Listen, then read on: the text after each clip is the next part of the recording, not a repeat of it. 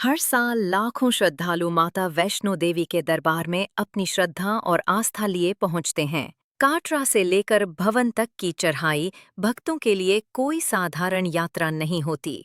ये एक आस्था की अग्नि परीक्षा होती है। भक्त दिन रात एक कर देते हैं माता के दरबार तक पहुंचने के लिए। किसी के मन में मन्नत होती है, किसी की आंखों में आंसुओं का सैलाब, तो कोई पहली बार माँ के दर्शन करने की उत्सुकता लेकर पहुँचता है। और जब माता की गुफा के भीतर 3 पिंडियों के दर्शन होते हैं, महाकाली, महालक्ष्मी और महासरस्वती के रूप में, तो लगता है जैसे जीवन सफल हो गया हो। लेकिन यहीं पर एक रहस्य छिपा है जो बहुत कम लोग जानते हैं। माता वैष्णो देवी के दर्शन वास्तव में अधूरे माने जाते हैं। अब आप सोचेंगे कैसे? तो सुनिए, ये बात जुड़ी है भैरवनाथ से, एक तांत्रिक योगी जो अपनी शक्तियों के घमंड में चूर था। वह माता वैष्णो देवी के तेज और सौंदर्य से मोहित हो गया, लेकिन उसका उद्देश्य गलत था।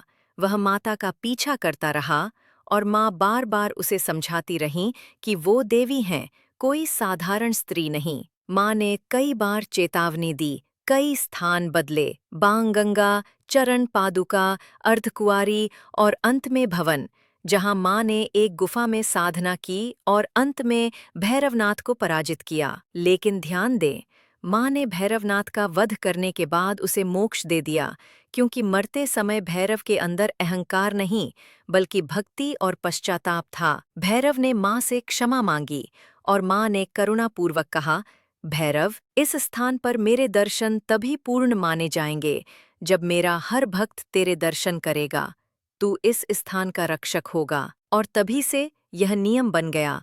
माता वैष्णो देवी के दर्शन तब तक अधूरे माने जाते हैं जब तक भैरव बाबा के दर्शन न किए जाएं। भक्तों को माता के भवन से और ऊपर चढ़ाई करनी होती है, करीब 2 किलोमीटर, और जहां स्थित है भैरव घाटी में भैरव बाबा का मंदिर।